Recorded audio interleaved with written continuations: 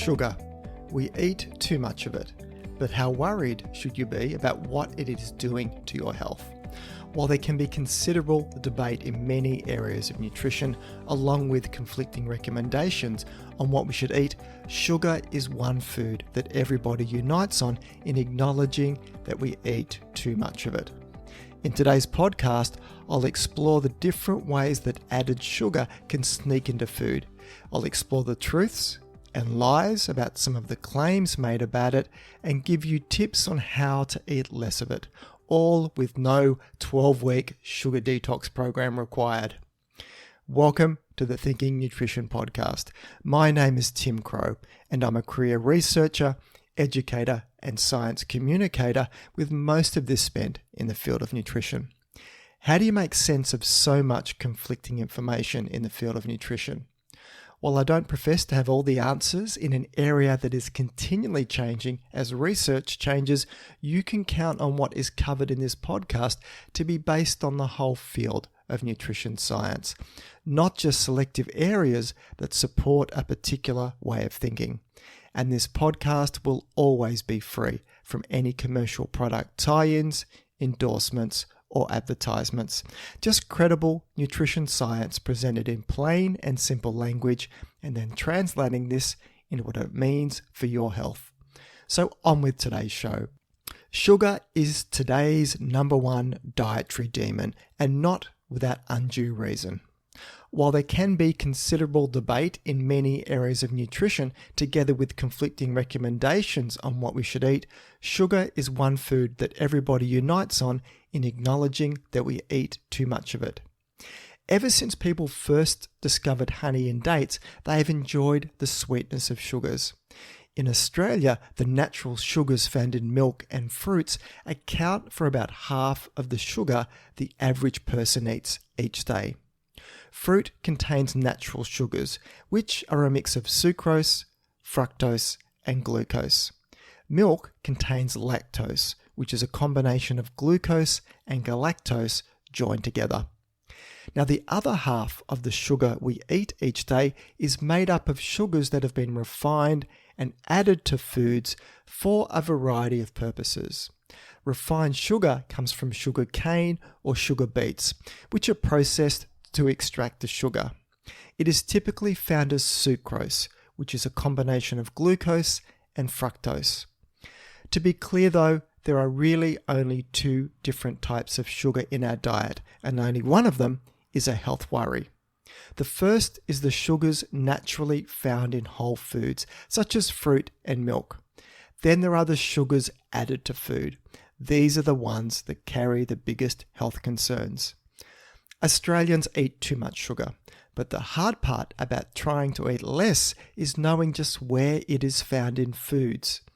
We tend to think that added sugar is mainly found in soft drinks, desserts, and confectionery, and you'll be right, but you'll find it in many savoury foods, breakfast cereals, and even healthy foods such as energy bars. To know where all the hidden sugar is lurking, you need to be a bit of a food detective, because added sugar can go under dozens of different names. And here's just a few of them: barley malt, fructose, maltose, palm sugar, coffee sugar, glucose, icing sugar, malt, dextrose, and so on. In fact, there are dozens and dozens of different names for sugar. Now, in Australia, the total amount of sugars in a product is listed in the Nutrition Information Panel. The panel, though, doesn't distinguish between sugars that have been added by the manufacturer, including honey, syrups, and fruit juices, from those sugars that are naturally present in the food to start with, such as the lactose found in milk. The only way to tell that sugars have been added to a food is by checking the ingredients list and looking for any one of the many names that sugar can be classified as. The higher up the ingredient list, the more added sugar the product likely contains. So that's natural and added sugars covered. Now it gets a little bit more complicated when you consider what happens in the body to that sugar and other carbohydrates that we eat. The two types of carbohydrates in our diet are starches, such as that found in rice, pasta and potatoes, and the simple sugars. The ultimate fate of most of the starch and sugars eaten, though, is to be digested into smaller molecules of glucose, which is the simplest form of sugar. The glucose is then quickly absorbed from the intestines into the bloodstream. The glucose in the blood is also known as blood sugar. With the help of the hormone insulin, which is produced by the pancreas, excess glucose in the bloodstream can be taken into cells. Now, every cell in the body depends on glucose for its fuel to some extent.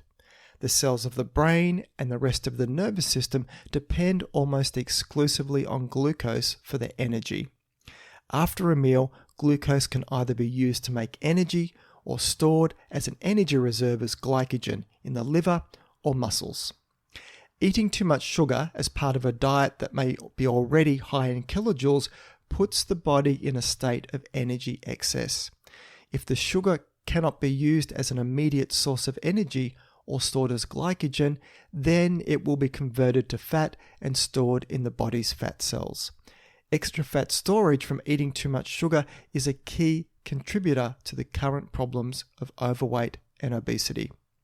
So, in small amounts, sugar adds a pleasurable sweetness to foods without presenting too much harm to health. The problem arises when a diet contains too much added sugar, especially from foods that have few nutritional merits, like soft drinks and confectionery. As obesity rates have increased over the past decades, sugar consumption has also reached an all-time high. Sugar, though, is not to blame for all this rise in obesity rates, but it does add a lot of extra kilojoules to the diet.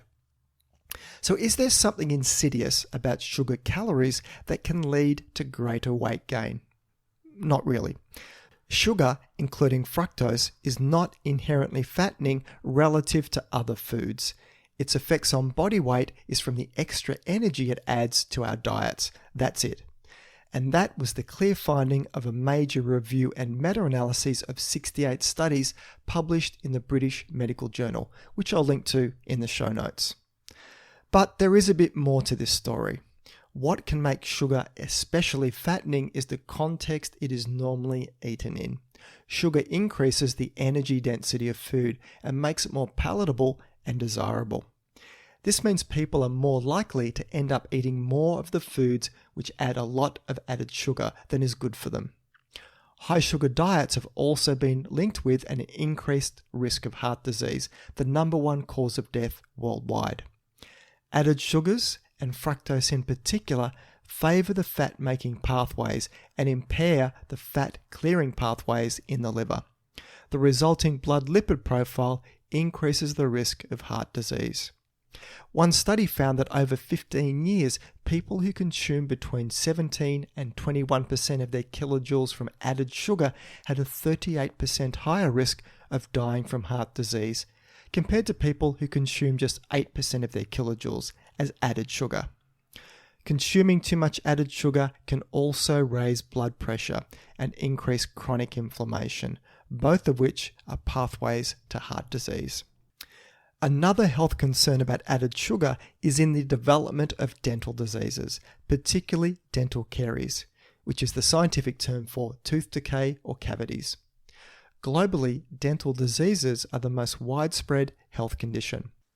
Dental diseases continue to cause pain, anxiety, functional limitation, and social handicap through tooth loss for large numbers of people worldwide. Sugars from foods can contribute to dental caries. Bacteria in the mouth ferment the sugars and, in the process, produce an acid that erodes tooth enamel, causing tooth decay. Sticky foods are a particular problem as they stay on the teeth longer and hence continue to produce acid for longer. Soft drinks, fruit juice, and sports drinks are also a concern as they not only contain a lot of sugar but are acidic. These acidic drinks can erode tooth enamel and may explain why dental erosion is so common today. How often a person eats sugar is also a problem when it comes to dental disease. Bacteria in the mouth make acid for about 20 to 30 minutes after each exposure to sugar. If a person eats 3 lollies at one time, the teeth will be exposed to approximately 30 minutes of acid destruction. But if the person eats 3 lollies at half-hour intervals, the time of exposure increases to 90 minutes. Likewise, slowly sipping a sugary sports drink, from the perspectives of tooth decay, may be more harmful than drinking quickly and clearing the mouth of sugar. So what about the idea that sugar makes kids more hyperactive? Well, sugar also seems to be synonymous with making kids hyperactive. But of course, where there's sugar, there must be hyperactive kids. Or so says conventional wisdom. Science says otherwise. A whole bunch of published randomized controlled trials have been unable to find any difference in behavior between children who ate sugar from lollies, chocolate, or natural sources compared to those kids that did not. And this was the clear finding from a meta-analysis published in 1995, which I'll link to in the show notes. And before you think that this must be out-of-date research, just think that when the same type of studies are done over and over and over again, and the result is the same, scientists do move on and study other more interesting things, rather than waste their time trying to see an effect that really isn't there. Even studies that included children with ADHD cannot detect any meaningful difference between the behavior of children who eat sugar compared with those who do not. The most important aspect of all these myth-busting studies, though, is they used a study design where the researchers or parents and the children were unaware of whether they were consuming a product containing sugar or a non-sugar substitute. It is only when you introduce an intentional bias into the experiments and allow the parents to know what food their child was given that the real culprit behind the myth emerges. When parents believe their child has been given a drink containing sugar, they consistently rate their child's behavior as more hyperactive, even if the drink did not contain any sugar. So why do kids seem so hyperactive when they consume an abundance of sugar? It all comes down to the context. When kids are having fun at birthday parties, on holidays, or at family celebrations, sugar-laden food is frequently served. It's the fun, freedom, and contact with other kids that makes them hyperactive, not the food they consume. But that doesn't mean hyperactivity should be ignored. ADHD is a serious behavioral and developmental disorder that can impact on the child's academic performance and family life. As such, extreme hyperactivity should be investigated by an appropriate health professional. Simply removing sugar from the child's diet isn't going to reduce the hyperactivity. In fact, eliminating whole food groups in an attempt to treat hyperactivity is an extreme approach that can do more harm than good. Growing children have different nutrient needs to adults, so eliminating whole food groups without a valid medical reason can affect their growth, overall health, and even later life food preferences. Having too much sugar, especially if it is coming from drinks, has been linked to excess weight gain and dental problems in kids. So even with the sugar equals hyperactivity myth busted, there are many valid reasons to restrict how much sugar kids consume. So we all agree that eating too much added sugar is not a good thing for health. So how much should you be eating? A good target to aim for in reducing sugar consumption is to follow World Health Organization guidelines. The WHO recommends that people eat no more than 12 teaspoons, that's about 50 grams, of free sugars each day. That includes sugars added to the food by the manufacturer or the consumer, as well as sugars that are naturally present in honey, syrups, fruit juices, and fruit concentrates. They further recommend that reducing free sugars to 6 teaspoons per day would provide extra health benefits. So how best to eat less? One place to start is to look more closely at food labels and the ingredients lists. Take special note of any food that has a form of sugar in the top 3 ingredients, as this likely contains too much. Check the amount of sugar per 100 grams. That will tell you the percentage of sugar. For instance, if it contains 30 grams of sugar per 100 grams, that means it's 30% sugar. Simpler yet, choose foods as close to their natural state as possible, like whole fruit. These foods don't require a label or have a very short ingredients list and are rich with healthy fiber and other nutrients. Other ways to reduce how much sugar you're having, including having fewer regular soft drinks, sports drinks, and energy drinks, and instead choose water, milk, or unsweetened tea or coffee. Try to have less cakes, biscuits, ice cream, other desserts, and lollies, and if you do eat these foods, have a smaller portion. For dessert, you could choose fruit instead, and when baking biscuits or cakes, cut the sugar in your recipe by 1/3. Often, you won't even notice the difference. You can add fruit to breakfast cereals rather than table sugar. And watch out for healthy processed food snacks like energy bars or some muesli bars. These contain a lot of sugar. If we start with the premise that most people eat too much added sugar, then eating less of it, no matter how little the reduction, will give some health wins. But there's no reason to avoid the sugar that is naturally present in whole foods. Fruits, vegetables, and dairy products naturally contain small amounts of sugar, but they also contain fiber, nutrients, and various beneficial compounds. The most effective way to reduce your sugar consumption is to eat mostly whole and minimally processed foods that are in close to their natural state as possible. However, if you do decide to buy packaged foods, be on the lookout for the many different names that sugar goes by. Now onto my research wrap-up segment, where I profile a study that has grabbed my attention during the week. And for this week, it is a study that has some relevance to the theme of today's podcast on sugar. With all the recent health focus on sugar, poor old fruit has received unwanted attention for the simple reason that it is high in sugar. Fruit is a core part of dietary guidelines the world over. But with the rise in obesity rates and health problems and the greater scrutiny that sugar has received because of this, fruit has sometimes been tainted because of its high sugar content. If diets high in sugar are a driver of obesity and disease risk, is there any merit to the line that whole fruit should also be limited or even avoided simply because of its sugar content? This question has been answered in a recent systematic review, which I'll link to in the show notes. Involving 41 studies with a mixture of both randomized controlled trials and observational studies where fruit consumption was tracked against body weight changes, a consistent outcome was seen.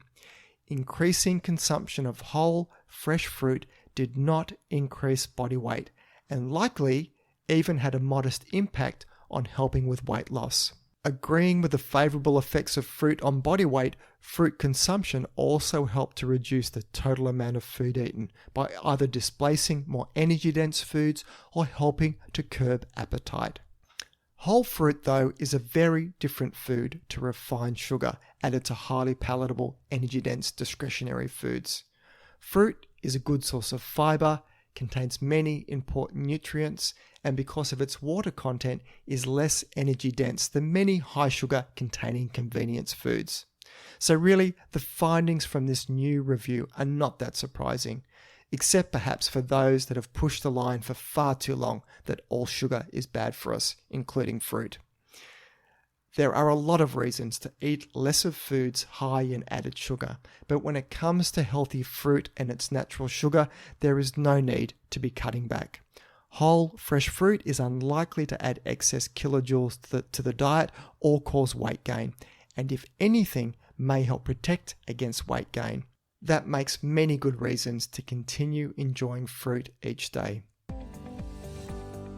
So that's it for today's show. You can find the show notes either in the app you're listening to this podcast on, if it supports it, or else head over to my webpage at thinkingnutrition.com.au and click on the podcast section to find this episode to read the show notes. If you find this podcast of value, then please consider sharing it with your friends and colleagues, or maybe even leave a review.